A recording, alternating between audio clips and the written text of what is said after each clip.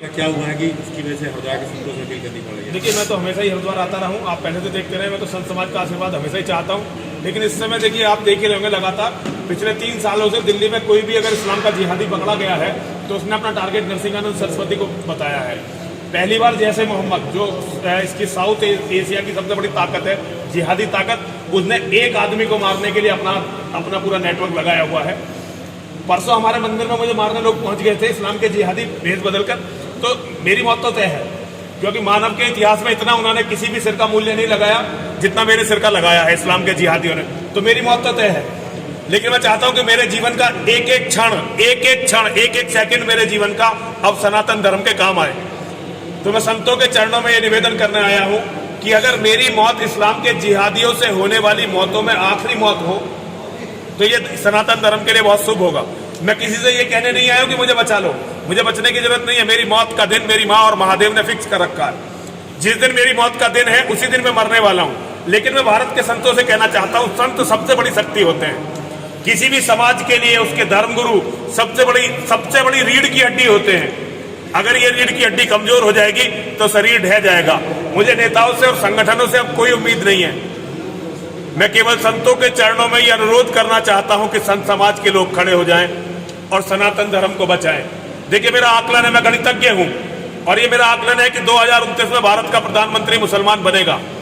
आप में से जो लोग मुझे फॉलो कर रहे हैं, अगर कोई, मेरा सौभाग्य होगा अगर आप में से कोई मुझे फॉलो करता हो, देखता हो, तो आपने देखा होगा पिछले 23 साल से जो मैं बातें बोल रहा हूं वो अक्षरशः वैसे ही होती चली जा रही है, क्योंकि मैंने इस्लाम का बहुत जबरदस्त अध्ययन किया है।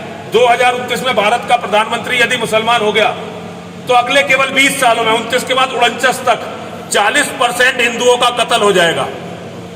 50% हिंदू अपना धर्म परिवर्तन कर लेंगे और 10% हिंदू शरणार्थी शिविरों में या अमेरिका में, लंदन, कनाडा, विदेशों में वहां बचेंगे। यहां सनातन खत्म होगा और सनातन खत्म होने के बाद भारत भूमि दुनिया का सबसे बड़ा कैंसर होगी।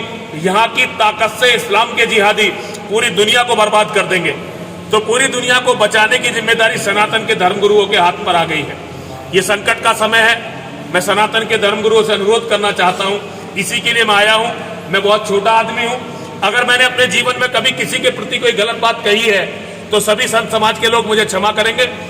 लेकिन मेरी बात यदि संत समाज और हिंदू समाज नहीं सुनेगा तो ये बहुत बड़ा दुर्भाग्य होगा और मैं चाहता हूं ऐसा ना हो।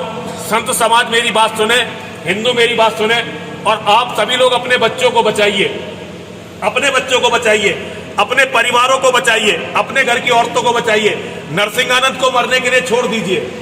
मेरा होना या ना होना कोई बड़ी बात नहीं है, लेकिन कल इस्लाम के जिहादी जो आपके घर की औरतों के साथ करेंगे, आपके बच्चों के साथ करेंगे, आप उसे सहन नहीं कर पाएंगे।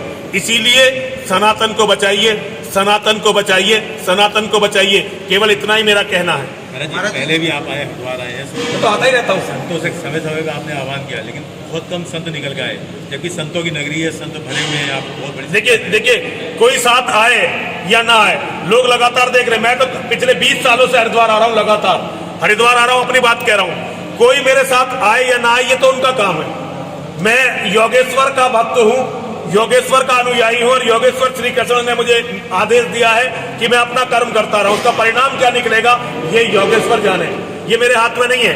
मेरा केवल इतना ही है कि मैं अपना कर्म करता रहूं। मैं अपना कर्म कर रहा हूं और इस्लाम के जिहाद के सामने छाती खोलकर खड़ा हूं। मैंने जो इस्लाम के बारे में कहा, एक एक शब्द सच कहा। जो मोहम्मद के बारे में कहा, एक एक शब्द सच कहा।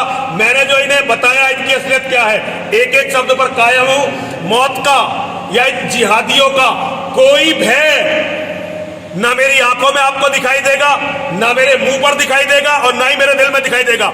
मैं मरने के लिए निकला हुआ हूं, लेकिन मैं ये चाहता हूं कि सनातन के मानने वालों का समाज मेरी मृत्यु का सम्मान करे, मेरे बलिदान का सम्मान करे।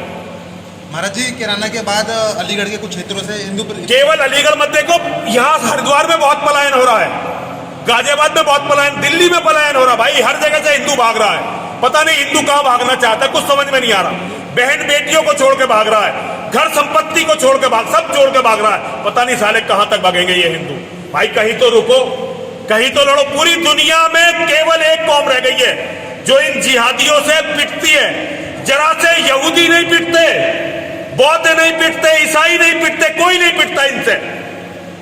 पता नहीं कैसे हिंदू कौम ये 1400 साल से जागी नहीं, कब जागेगी कुछ समझ में नहीं आ रहा। लेकिन मेरा निवेदन है, जाग जाओ भाइयों।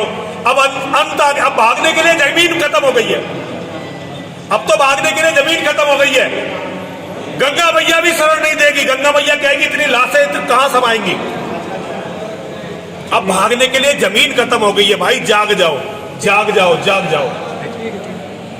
अगर आप ये वीडियो YouTube पर देख रहे हैं तो हमारे चैनल को सब्सक्राइब करें और बेल आइकन को दबाना ना भूलें। अगर आप Facebook पर ये वीडियो देख रहे हैं तो हमारे पेज को लाइक करें।